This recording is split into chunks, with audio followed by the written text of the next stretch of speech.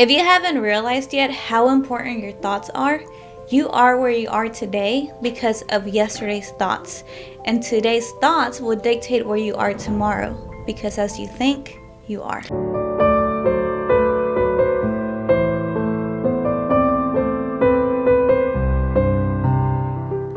Alright, so we're back with part 2. In the last episode, we talked about Jenny Allen's Get Out of Your Head, both her book and her Bible study. And we covered the first 6 chapters. And since we're trying to make the episodes shorter, we just did those. And then now we're back for the second half. To continue on to chapter 7, she said, 1 God-honoring thought has the potential to change the trajectory of both history and eternity.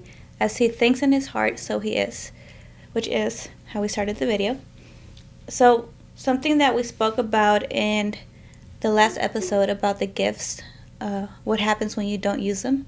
And what happens is the Holy Spirit will take them from you and will give them to somebody else. And we were listening to a podcast the other day, and his name is Dr. Michael Coccini, and he was talking about they were talking about female pastors, female leaders. Mm-hmm. And his take was, because it's a little controversial, some people say the woman shouldn't lead, and then some people are like, no, but she's so filled with the Holy Spirit, so which one is it? His point of view was that maybe the husband was called to do this, to lead the church, the congregation, but maybe he didn't step up to that calling, so then it was passed on to his wife. And that's how she ended up being the pastor at the church. And he talked about the story of Barak and Deborah in the Bible, where Deborah was a prophetess, and she told Barak, who was a military commander, God says, go fight those people, he will give you the victory. And he cowered, and he said, I'll go, but only if you go with me. I won't go by myself. So then Deborah said, because of this, the victory, or the one who gets the credit will be a woman. It won't be you. So it was another woman who ended up killing the commander of the opposite army. And so I thought that was very interesting. So I don't coach men, but if you're a man, make sure that you are stepping into your calling and that you are leading your household. That could look any type of way. In the book I just read, Greater, by Stephen Furtick, I think is his name. Mm-hmm. I said it wrong last time. But he talks about how the wife felt called to ministry, and that's what she did, but the husband owned Chick-fil-A's. But he was able to, his worship was in his work. He was able to reach people at his work, through his work, so he felt like that was his calling. So I'm not saying that you have to be in the spotlight to be the leader, but just whatever it is that you're being called to, make sure that you're stepping into that calling that God is, whatever God is asking you to do, and using the gifts that the Holy Spirit has given you. So we also talked about negative thoughts and how some people start identifying with their negative thoughts, and how some people might even think that they're bad people because they have bad thoughts. But instead of feeling shame, what we need to do is we need to go to God with those thoughts. And shame is a tool that the enemy uses to keep us from God and from other people, because you're shameful, you don't want to, you're like, oh, God is going to judge me, or I'm being a bad person, even though God sees everything and he knows what you're thinking. So you might as well just go to him and be like, hey, look, this is what I'm feeling, and just talk to him. And then also find that person that you can go to and talk to, where you don't feel like they're judging you and they can just listen to you. I think a good example is Adam and Eve, whenever they sinned and they hid because they felt shame. Mm-hmm. And God was like, where are you? And Adam was like, I hid. And I feel like a lot of us try to hide. But yeah, and he allows us to go through things, and he lets you go through things and you feel things because he wants you to seek him. Mm-hmm. We're supposed to be childlike. So like when a kid does something and they hide because they knew they did something wrong, we're little kids. Mm-hmm. We go hide and we're like, oh no, like we had bad thoughts. And then even though he is, I like to look at him as like a stern father figure, but that doesn't mean that he doesn't counsel you. He doesn't say, you have these to come to me. I allow you to go through things so you lean on me, so you have faith in me, so you have those bad thoughts, so that way you'll pray more. That way you'll be like, hey, what is causing these bad thoughts? How you spoke earlier in the first episode, the emotions, you're feeling that, and the Holy Spirit's trying to tell you something. So it's like, I'm having these bad thoughts. What am I doing? What am I focusing on? What am I watching? What am I allowing myself to consume? Or what am I environment that I'm around that's causing those thoughts? So that may be his way of being like, hey, you need to move away from whatever environment, whatever you're watching, whatever it is that's causing those bad thoughts. Yeah, and I think that's you hit a really good point. What am I watching? What am I consuming? Because we become what we consume. And we talked about this a little bit the other day about social media, how they're trying to push so many bad things onto us. Like, there's even a company out there, I haven't tried it, but I've heard of it, called Covenant Eyes, where they try to censor or filter what actually pops up on your feed, which, if they're in business, it's because that's how bad it's gotten out there. Oh, yeah. Yeah, social media is a double-edged sword. Yeah, it can do so much good, but it can also do so much bad to you. Yeah. And so going back to what we were saying about going to God with your thoughts, according to Neurotheology, quiet meditation literally changes our minds. So it literally changes the way your brain looks, which I thought was pretty cool. That's pretty cool. Yeah. It says, in the stillness and quiet, we connect with God and are able to clearly identify what is wrong. Recognizing your patterns and naming them is the first step to interrupting them. And there's a saying that says, if you name it, you tame it. And that's basically what we did with the emotions too. So, name your emotions, name the thoughts. Because you're in control. Remember, you're in control. Your thoughts are not in control. Your emotions are not in control. Yeah, I like how you said the meditation will change the structure, I guess the neural pathways potentially. I had when you said that, I visualized it because I'm a visual person. New York, you're super busy. You're just go, go, go. You don't even realize how much hustle and bustle. You're just always going, going, going. And you're not as polite. You're not as kind. You're not as patient. All these things start happening, right? And that's like, oh, I'm a New Yorker. I'm a New Yorker. Take that New Yorker, and I think it's because of your screensaver. You go and put them out in a cabin somewhere peaceful in nature. How much more patient is somebody who's normally out in nature, who's out in the wild, just there, not so much stuff going on around them, they're not overstimulated, and you just calm down. I mean, even if we've gone on vacations and stuff, and we've been out here, when we go to the ranch, I'm like, oh, it's so nice out here. Oh, yeah. You don't even get service. It's so peaceful, and it's so nice. Even if we're at an event, we're going to host an event there. In between all of that, you're getting everything done. We stop and we walk outside. We take a walk. And we're like, it's so nice out here. It's so peaceful. Yeah. Yeah. So, it really does. It changes those pathways. Yeah. That reminded me when we were setting up for, I think it was my aunt's birthday, and I everybody had gone out to do stuff, and I was just there hanging stuff, and then it started raining, and then I just I stepped outside, and I was just looking, and I was like, this is so beautiful. Yeah, that's cool. Just taking a moment to look at it all. And I love how connected we are, because the next note I have, it says, so the enemy's going to lie to you. We talked about that. So a lie is, I'll feel better if I stay distracted. But the truth is, only being with God will satisfy me. Well, that's good. Yeah. Yeah, because when you're going through something, people are like, oh, you need to distract your mind. You need to distract your mind. No. What I keep saying over and over, you got to go through it to get through it. Yeah. You got to feel it. You got to, like you said, you got to name it and you tame it. Yeah. I like all of those. And then it says, better is one day in your courts than 1,000 elsewhere. I don't know if that's a psalm, but I think it's a Bible verse. Well, yeah, I believe it's a psalm. So we talked a little bit about the spiral in the last one, and we're going to use the example of I choose to be still with God, and I'll put it up on the screen so you guys can see it right here. So the emotion would be discontent.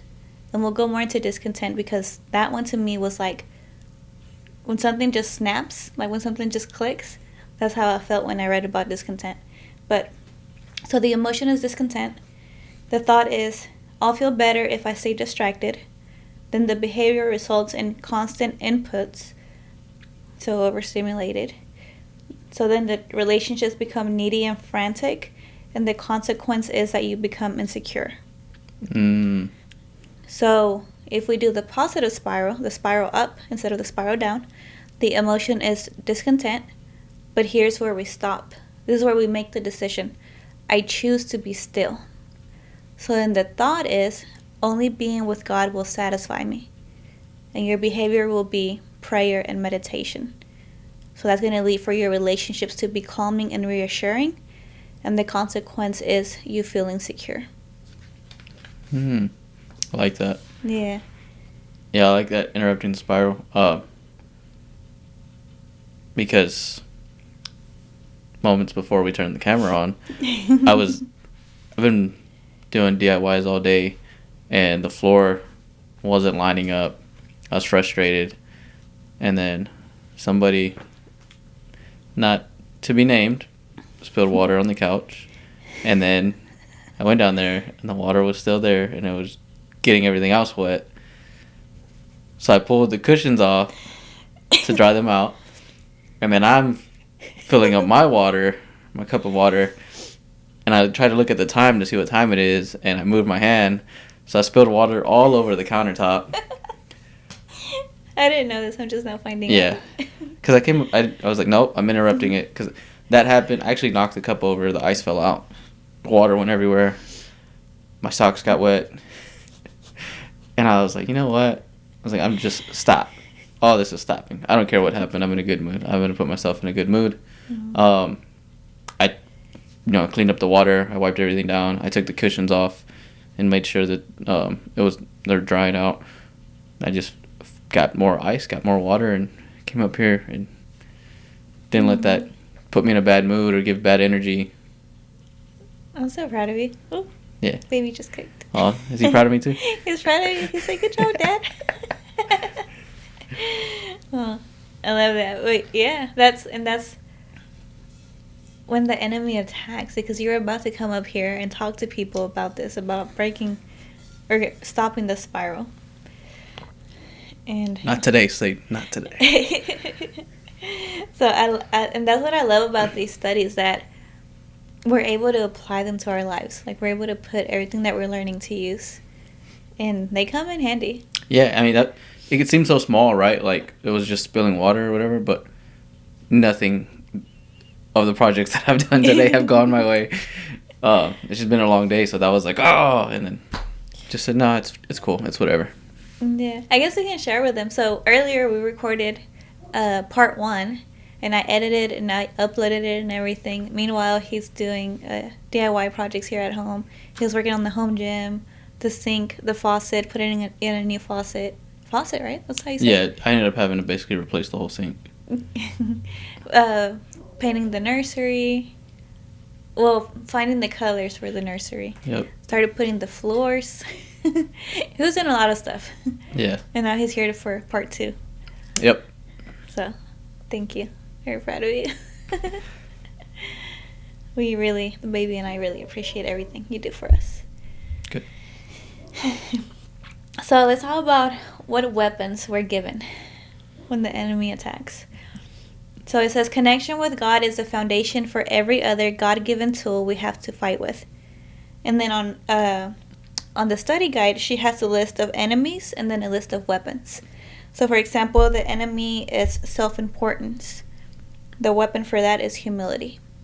All right, so we are back. We were interrupted because the SD card filled up, but we'll be upgrading that soon. And if you guys haven't noticed, we didn't talk about it in the last episode. Juan upgraded his microphone. Yes. So now we have better audio. Woo!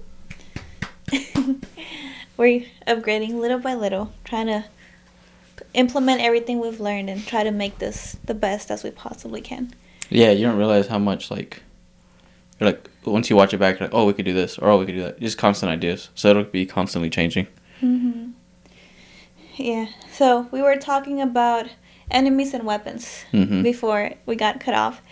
And I don't remember, I don't know where it stopped. So I'll start at isolation. So when the enemy attacks you through isolation, you fight it through connection. When he attacks you with complacency, you attack it with intentionality. And the way to fight victimhood is through gratefulness. And the way to fight anxiety is to trust. And I have a lot of things to say about anxiety, but I'm going to leave that for a different episode. Okay. Because there's a whole book I'm reading about anxiety and control.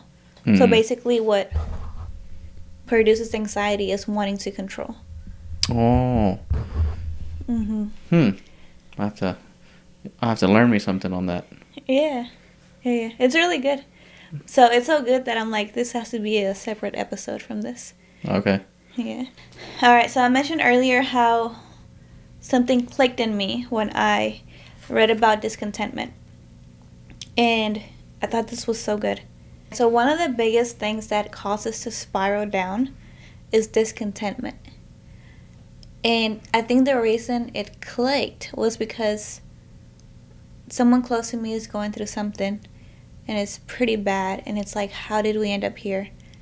And it all starts with discontentment. And that just blew my mind. So it says, focus energy on dissatisfaction with our circumstances or possessions or life stage. Left unresolved, this becomes a complaining spirit without joy or gratitude. So then what happens when we feel discontentment? We feel disillusionment. So now we're like disappointed, whether it's in the other person or in ourselves. Or with God, or people of God. There's so many things. I don't know what... You can apply this to so many situations. Right. So then what happens after you're disappointed? You feel discouraged. So it says, doubt, fear, and criticism can come against us to the point of shutting us down. And what happens when we shut down? We disengage. So our own insecurities or our disappointments in others cause us to pull back and isolate in order to protect ourselves. And what happens when you're isolated? That's when the enemy comes in and he attacks. And he's like, hey, you should probably do this. Which you probably shouldn't do, but you're in isolation and you're discontent, you are disappointment, you are discouraged, and you're disengaged at this point. Yeah. It's like, how did you get here? It all started with discontentment. That's good. Yeah. So that's why being grateful is so important. Yeah. And you can find gratitude in anything if you slow it down. And so instead of doing isolation, just, talking to people. Because a lot of times I'll get in my head about like, oh, I have so much going on and this and that. I'll just simply talk to, coworkers, and they'll tell, no, we're talking about like, I'm like, oh, I have like this going on, or I'm doing this and this. They're like, man, like my AC backed up in the attic, the drain line backed up. We didn't know because it was soaking into all the insulation. It, grew mold in the roof. The whole ceiling fell out and ruined all our appliances and this and that. I'm like, I was complaining because I had to replace the faucet on the sink. Like, damn, dude. So it's little things like that will just give you a different perspective. I was like, hey, it's not that bad, dude. I'll fix this faucet. I'll go buy a new one. It's not that bad. Yeah. It's simple things like that. That's just not. If I were just to isolate myself and just be like, oh my goodness, like this is happening or this and that, and I'm just like in my head feeling sorry for myself. I simply just talked to one person, and they told me what they had going on, and they weren't even like saying like, oh, you think that's bad? They were just sharing, and I was like, yeah, life's pretty good for me over here on this side. And it's not to be like, oh, like better them than me. It's just it changes your perspective into gratitude. Yeah. And some people are so blessed and they don't even realize it until they make that bad turn, make that bad decision, and they're like, shoot, I had it so good and I was so unhappy. Yeah. It's always like a little like cool feeling or cool moment when I see on social media and it'll be like you're living the life that you prayed for. Or Yes. yeah, you know what I mean? Yes. Or you're like you're at the job, you're living the life that you've been working so hard for, like, and you're still working, but like take a moment to slow down and appreciate it. And you're like, dang, dude. This episode was sponsored by the Injury Paralegal with Adam and Garza Law Firm. If you guys are ever in an accident, they are the people to call. I personally used them whenever I was in an accident, and throughout the whole process, they always made me feel like family, like my health was their priority, and they were able to get me a settlement that I was happy with. So if you guys are ever in this situation, I recommend you save her phone number. I'll share it on the screen. Go follow her on Instagram, the Injury Paralegal, and just have this information on you because you just never know. Hopefully nothing ever happens, but at least that way, for example, when it happened to me, I had the adrenaline going. I wasn't sure what to do. I called Monse, and then she guided me throughout the whole process. They also speak Spanish, so if you or a family member doesn't speak English, you guys can also give them a call. Yeah, and that's so important because that's so true. We get to the next level, and we're thinking about the next level, and about the next level, and it's like, when are you gonna be happy? Yeah. I like that. Yeah, because and that's happened to me before, where I'm like started to stress out a little bit about something, and I'm like, wait, hold on. The life that I have right now, like, I prayed for this, and I prayed for this baby. I prayed for my husband. I prayed for this, we're doing right now, the podcasting, the coaching, like everything that's coming together, like I prayed for, and I'm so grateful for it. And then my mood just changes. Oh yeah. And how far it's come. We'll just stick with like the podcast. I still remember moving the kitchen table. Our kitchen table weighs like 150 pounds, 200 pounds. It's a big old real wood table. I was dragging that thing across the kitchen into the living room, putting it in front of the TV. I was hanging blankets to try to absorb sound. I didn't know what I was doing. We were using GarageBand. I think you were we were recording on the iPhone. Yeah. And you were like moving it. Yeah, I was like that. The sun would change the light, so I was over there trying to change with the sun. I'd be fighting that, or I'm like, they're pulling away from the mic a lot, so I'd go lay down on the floor. We had cables running down to the floor, and people were, I'm sure they were like, what the heck is he doing? I would like army crawl over there to go adjust the sound. It came from that to where, you have your whole podcast studio and office. Yeah. So grateful. Yeah. It's so awesome to think about that. This mic probably cost the whole setup. That we used to have? Yeah. Yeah? Yeah, one mic costs more than the whole setup. Yeah. That's crazy. It is. Yeah, God has blessed us so much. So that's why we're very adamant about, we have to use this for good. Yeah, absolutely. Yes. And every time we pray before a podcast, we ask Him, let you be talking through us. Don't let it be us speaking out of our own opinions. Yep. All right. So now we're at chapter 9. It says, we were built to be seen and loved. God Himself exists in community, which is the Trinity. The Father, the Son, the Holy Spirit, plus all the angels that He has up there. The little g gods. I don't know if they're up there with Him or if they're like the bad ones. There's still so much stuff I don't understand. And there's so much stuff we'll never understand. Yeah. Yeah, but He lives in community as well. He said Adam, it's not good for him to be alone. And we've talked about community, but that's how important it is. Yeah. And it says, it's not just comforting to have someone else in our corner, it's scientifically proven to heal. And then it says, vulnerability is the core, the heart, the center of meaningful human experiences. Or put in other words, we must be known in order to be healthy. And so, another thing too is be the friend who you wish others would be for you. And we talked about this at church. They have a movie series where they'll play clips of movies for a few weeks, and then the pastor will relate it to the Bible and our lives. Yeah. Do you want to talk about that one? Which one are you referring to? Sandlot? Yeah. Because the reason I wanted to talk about this one is because I had told you should join a life group, and you're like, you were like, I don't want to say making excuses, but you weren't like really buying into it.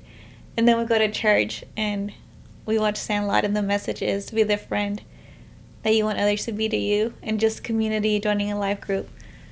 And I was just quiet after church. I was like, I'm not gonna say I told you so. I don't know what you're talking about. I think the message was, yeah, it was about community and being the friend you wanted to be, but it was tending to those relationships as well. Mm-hmm. And we were like you said, before church, we were talking about that, and it's something that I struggle with because I get so busy in trying to do everything and take care of everything at the house and work, and just, I'm just nonstop is what it feels like. Mm-hmm. So when I get like downtime, which is, I'm like, I just want like to chill. I'm not trying to go out or do other stuff. But I did join the life group, and it was cool to be around other God-fearing men and to see where different people were at different stages and get to talk to them, and we were going over Galatians, and then I just felt like there's little things that were telling me like, hey, I need to do that. We seen Sandlot, and what's his name, Benny brings in Smalls. He invites him in, and Smalls can't even catch or throw a ball. But then, if you haven't seen it, I'm not trying to spoil it, but he takes some time and is a real friend to Smalls, and then Smalls ends up doing pretty good, and they show how they create like a lifelong. If you watched all the way to the end of the movie, they create a lifelong friendship, which is pretty cool. Mm-hmm. But there was different things too, like found out one of our neighbors actually goes to New Hope and was part of the life group that I was thinking about joining. So I was like, oh, okay, well, maybe I should join. So, yeah, it was pretty cool. Yeah. Yeah, and I really like that message. Be the friend who you would want to have, because, some people would be like, oh, person hasn't called me, or they didn't reach out to me, or this or that. And I'm like, have you called them? Have you reached out? Mm-hmm. Well, no. Well, then. Yeah. Yeah, it's simple. It's in today's time, it should be so simple. You can send a text like, hey, how you doing? Seeing this video made me think about you. Mm-hmm. No homo. Yeah. Nah, just something like that. And then just, you end up catching up with somebody. Mm-hmm. All right. So now we're going on to chapter 10. It says, the enemy has ensnared us with two little words. What if?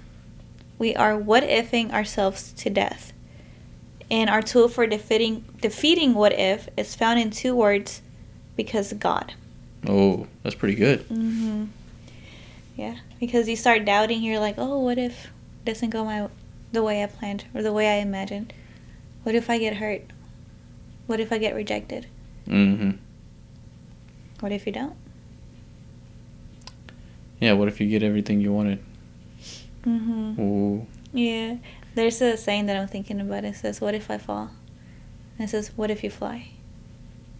That's pretty good. Yeah.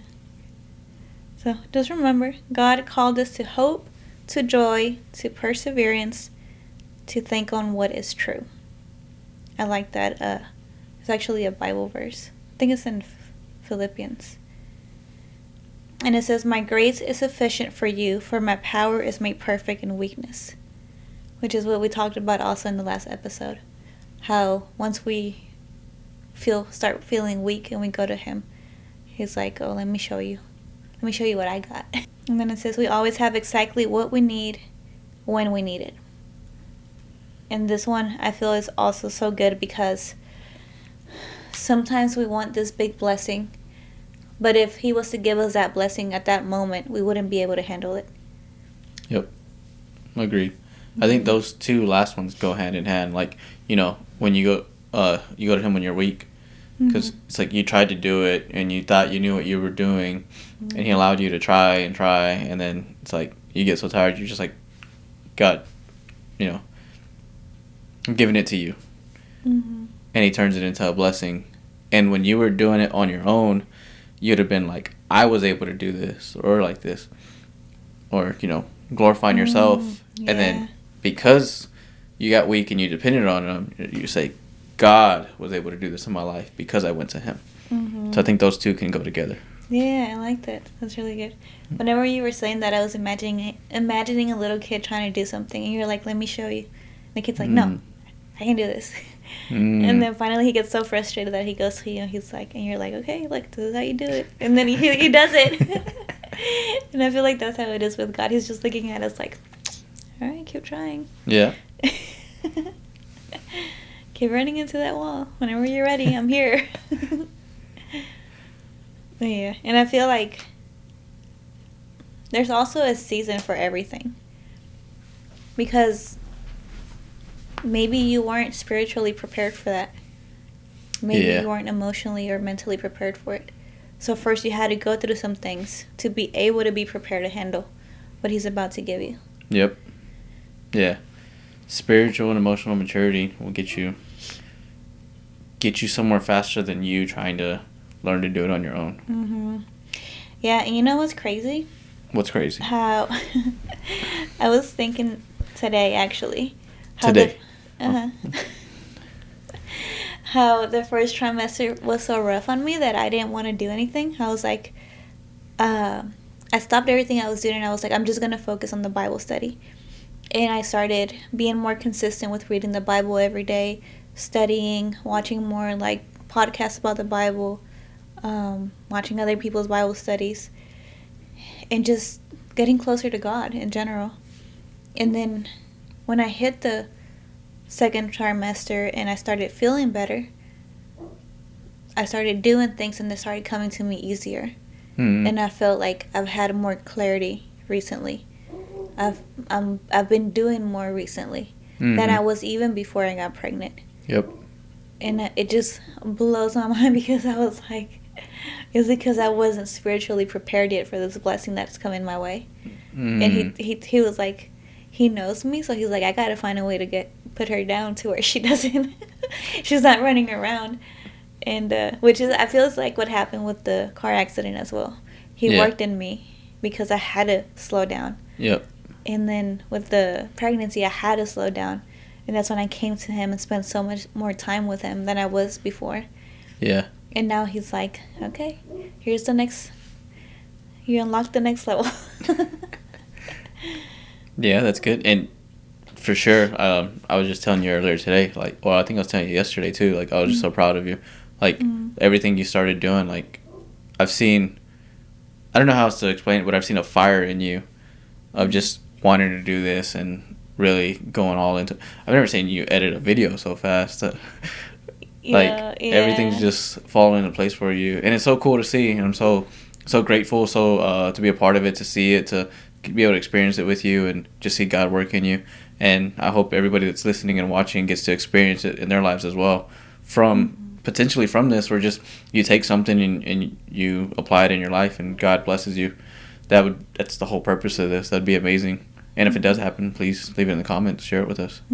Yeah, we definitely want to hear it. We want to hear if this is helping you, because this is why we're doing this, to serve God and to serve others. Yeah, it's not just to hear ourselves talk or look at ourselves on the camera or be like, we got a podcast.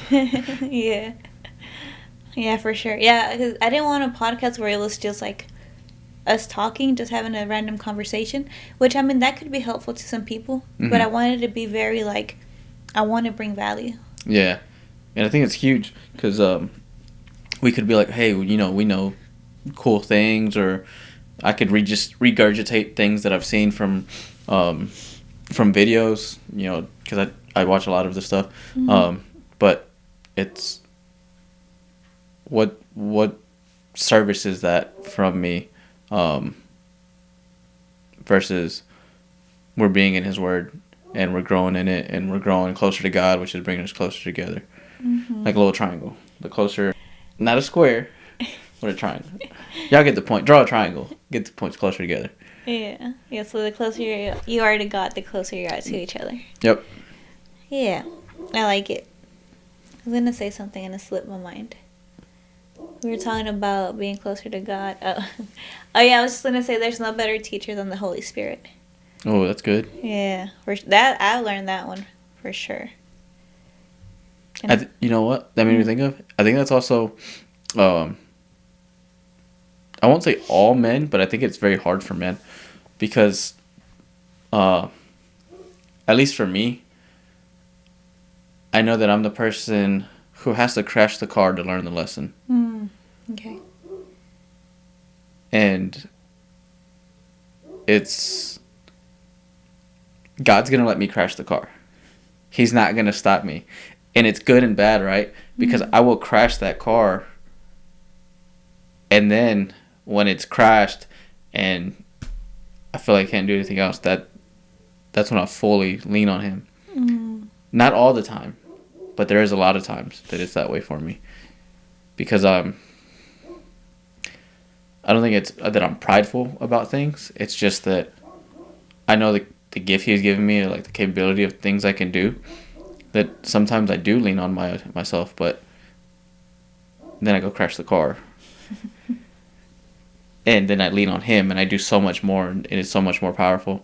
And I think I'm doing better about it, but there's still some things that I know in my life that I struggle with doing that. So talking about this too is also making me self-reflect. I like it.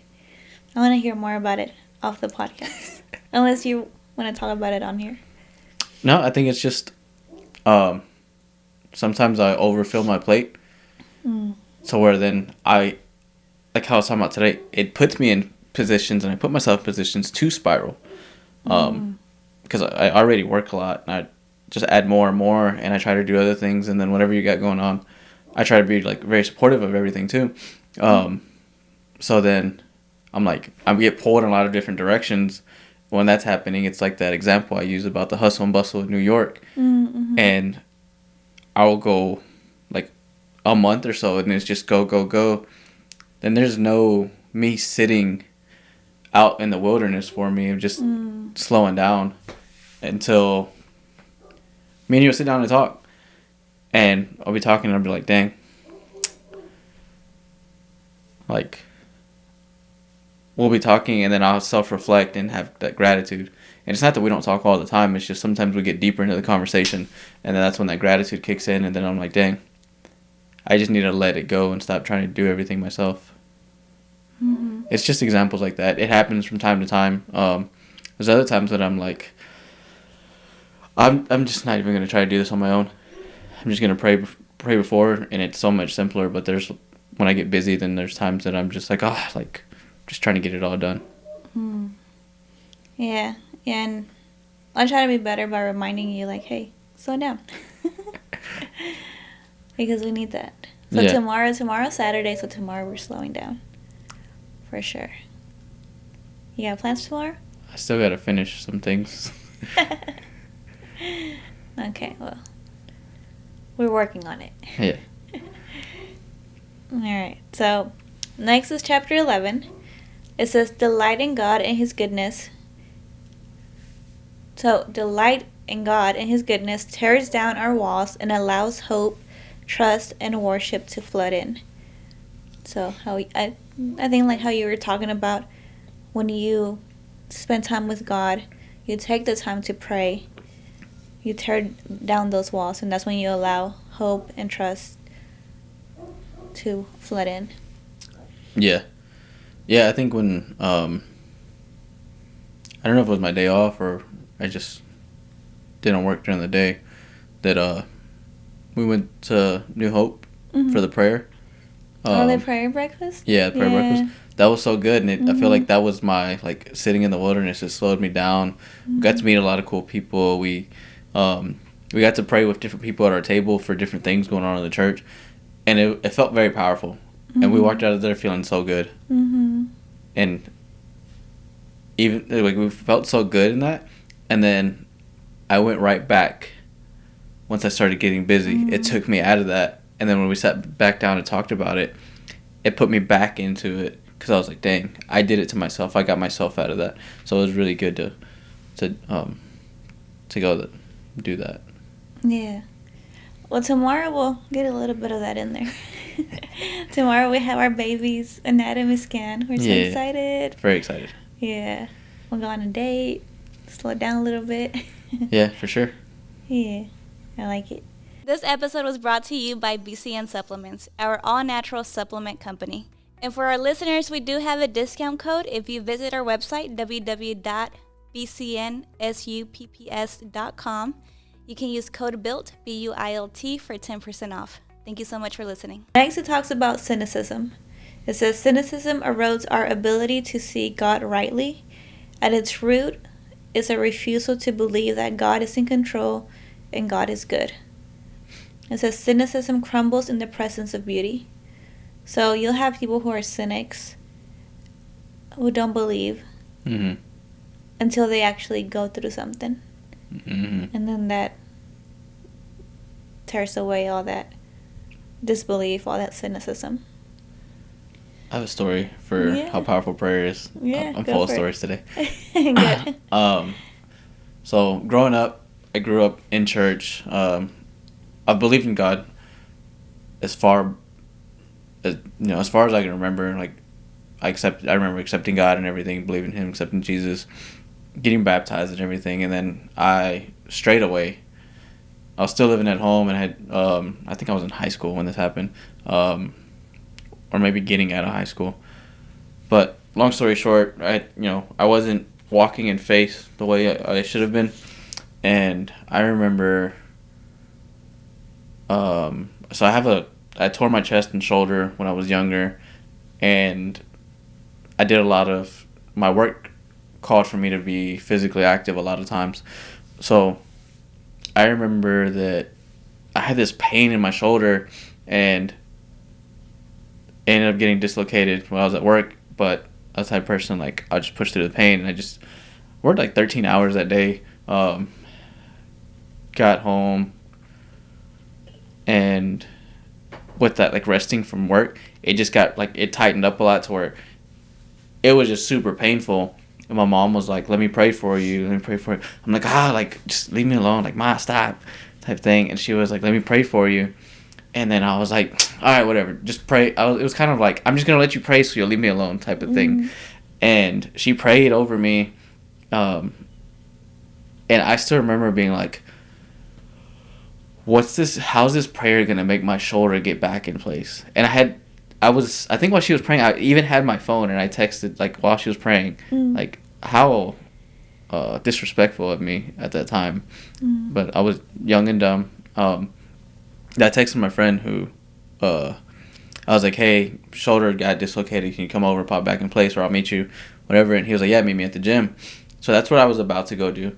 And she prayed over me, and I was like, okay, all right, cool. I went to my room. I went to take my shirt off, and I was struggling. When I took my shirt off, snap, it popped right back into place. And I just sat on the bed, and I was like, all right, God, I hear you. Like, and that was that moment that I'm talking back about it. I was so dumb because God has been with me and with my family through so much. There's so much story behind what we've been through. And like, my mom is like a woman whose faith is so strong, and I've seen it over and over again. It's so awesome to be able to, as I've gotten older, and sit back and realize how much faith she's had throughout time, throughout everything, and how powerful it's been. But I'm like, how stupid was I to question it? And then God was just like, watch this. And ever since then, I've never questioned how powerful prayer is. It took that little thing, and then I sat back and I was just like, damn, I'll be quiet. I love that story. Yeah. Yeah, the power of a mother's prayer. Yes. Do not underestimate it. Yeah. Shout out to Mom. Yeah. She watches these. Did she really? Yeah. She texted me that she watched the last one. Really? Yeah. Oh, what'd she say? She said she liked it. Oh. Yeah. I think she has her notification on too. Oh, yeah? Like, the next day, like, I think I texted her, and then she was like, oh, I seen the podcast. Oh, and I was like, what? Very nice. Yeah. Oh, that makes me so happy. Yeah. Thank you for raising Juan the way you did. Yeah, shout out to you. Yes, very grateful. But yeah, that's a perfect story for cynicism. Mm-hmm. Yeah. Yeah. And And if you're there to where you're not walking in your faith, or if you stepped away or whatever, I pray that you get to experience it soon, the power of prayer and the power of God changing you. Like, once that happens, it changes so much in your life. It's so awesome. Yeah. Yeah. 100%. Alright, the next thing it says is goodness is meant not to only make us feel good, but to point us to God. So, back to your story. Yeah, my shoulder felt a lot better.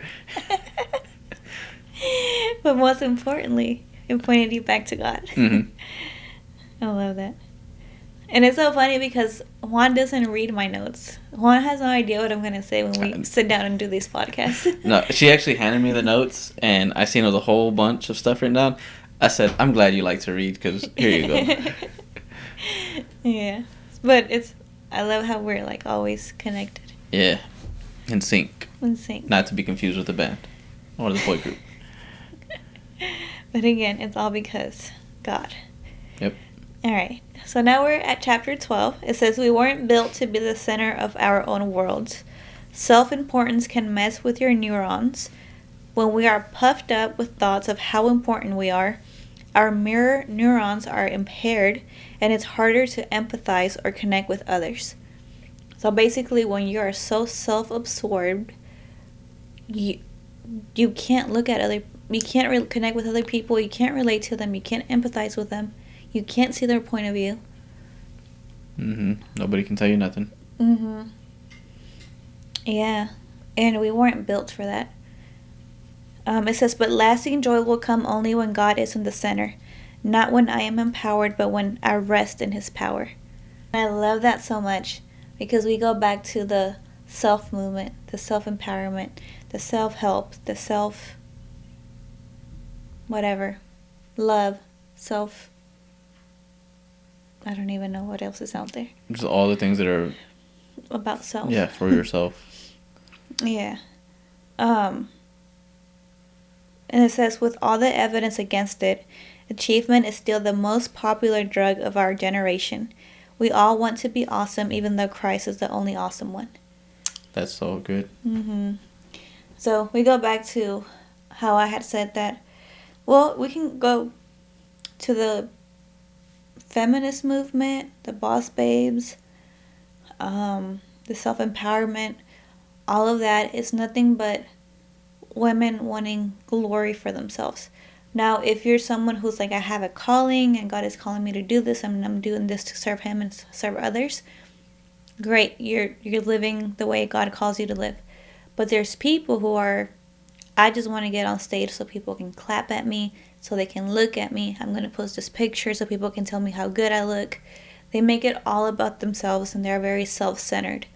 And those people do have less empathy. Those people are less likely to check up on their friends or think about their friends' feelings because they're so wrapped up in their own little world.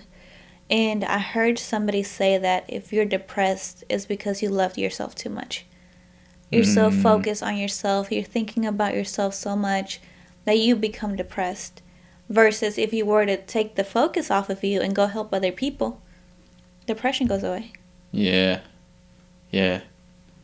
I think if somebody is in that space, like, I don't want to knock on anybody being depressed, but I feel like a lot of times it's like feeling sorry for yourself. Why did this happen to me? Why am I going through this and that? Go volunteer with people who like need help. Like, if you go volunteer with kids in need and you still can't have gratitude from that, I'm just gonna be praying for you. But yeah, I agree. If you would just go out there and help somebody, and that's why they say that I forgot what the word is. I used to say this a lot, but you can't do something without wanting something in return. Altruistic, nothing is fully altruistic, because even when you serve somebody, you're helping yourself because it gives you that really feel good feeling. Yeah. And then what you just said, it goes into the next chapter, which is victimhood. It's like if I read your notes. Yeah. It says victimhood is another enemy of our minds. We should center our thoughts on the certainty that no matter what comes, we are upheld securely by God's righteous hand. And there's people who will look for things to be victims of. Oh, yeah. They could be the most blessed they've ever been in their lives, and they will find that one thing to complain about. Yep. Or they'll be like, I was at this job and I hated it because of this reason, and now I'm at this job and it's the complete opposite. And instead of being grateful and being like, God, oh my God, you're so good, you took me from one extreme to the other, they're going to find something to complain about. Please be grateful. Please. Please take the moment to see the good in life, to see the good things that are happening to you, the good things that God is doing for you. Because sometimes I'm just like, they took you out of this really bad place. You're in a really good position right now. Why are you complaining? Yep. But that's people who are very self-centered. And they're always looking to be the victim because they've been in that victim mentality for so long that that's what they default to, even without thinking. Until someone's like, hey, weren't you complaining about this at your other job? Oh, yeah. Hey, look what God has done for you. And then it kind of like, they kind of like shift their minds a little bit. Yeah. And the bad part about that is complaining will rally so many people together, so they'll complain about stuff together. I see it in so many places. Just because everybody wants to pull that victim card or play that victim card. And I think it's so much easier for people to just be like, play the victim than look at themselves and be like, why am I unhappy with something? Yeah. It's probably because you're trying to serve yourself. Or sometimes they just want to sit there feeling bad for themselves because that feels good to them. It gives them that high. So it's weird, but emotions can give you highs. And that could be any emotion. That could be sadness, anger, fear, or joy. I hope that you choose joy. I really do. Because there's some people out there who are choosing sadness, who are choosing anger, and who are choosing fear every day. Because that's what they're used to, and that's what they just naturally go to. And I was going to say something about when you do something for someone, we're talking about serving and volunteering and all that. When you do something for someone, don't do it because you expect something back. Do it because it just came from your heart and God put it in your heart to do that. Is he going to bless you because you did it? Probably, but it probably won't come from that same person. It'll probably come from a different source. So just keep that in mind. So even if you do something really nice for someone and then they don't ever do anything nice back for you, be okay with it because God saw what you did and he's going to bless you through somebody else. And that has happened to us so many times. Not saying that I'm nice to someone and they're not nice to me. No, but we've been able to help someone. Thank God. And then he uses somebody else to come and bless us. And it just blows. I live amazed at what God does. Sometimes that's just my prayer. I'm like, I'm just so amazed by you. Yeah. So just keep that in mind. Because I know some people will be like, well, I did something for you, now you need to do something for me. And that's not how it works. It says, a study reported that subjects who showed more gratitude overall had higher levels of activity in the hypothalamus. Hypothalamus? Sure. Is the part of your brain that controls bodily functions such as eating, drinking, sleeping, the whole works. So the more gratitude you have, the higher activity you have in that part of your brain. So before the science said it, God said it. And he said it in Philippians 4:6. It says, do not be anxious about anything, but in everything by prayer and petition, with thanksgiving, Present your request to God, and the peace of God, which transcends all understanding, will guard your hearts and your minds in Christ Jesus. So when you stay grateful in a situation, even if it seems bad in the moment, we're able to see how God has or will use it for a greater good, for your own good. So sometimes we're in a situation and we're like, why is this happening to me? What did I do? Blah, blah, blah, complaining. But if you were to take a step back and be like, God, thank you, I'm alive. I don't understand what you're doing, but please help me be okay with it and help me learn the lesson that you're trying to teach me, or whatever it is. Yep. It says we don't have to like our circumstances, but we can choose to look for the unexpected gifts they may bring. Alright, so Juan's SD card died, or got full once again. We're definitely buying the bigger one, but I'll just go ahead and close it off. We were almost done. So it says the irony of doing whatever we want is that we were not built to live for ourselves. You'll be very unhappy when you pursue happiness, but you'll find joy when you seek righteousness. And that is huge, because remember, happiness is a temporary feeling, so you don't want to live your life chasing a temporary feeling. Instead, you seek righteousness, you seek God, and He'll give you permanent joy. The next one is our brains are hardwired to thrive when we are serving others, which we talked about. We are set free to serve, so our lives will point all people to the joy we have now and the joy that is to come. If you have made a habit of thinking negative thoughts, you're only 10 minutes away from a fresh start. You have the power to stop the spiral. Thank you so much for watching and listening. If you guys liked it, give it a like. Let us know in the comments if you took anything away from it. Send it to someone who you think might need to hear it. If you're someone who is still looking for their purpose, or if you do know your purpose, but you don't know how to put it into action, go ahead and book a call with me. I would be more than happy to talk to you about this and see if we are a good fit for me to coach you and for us to work together. I'll see you guys on the next one.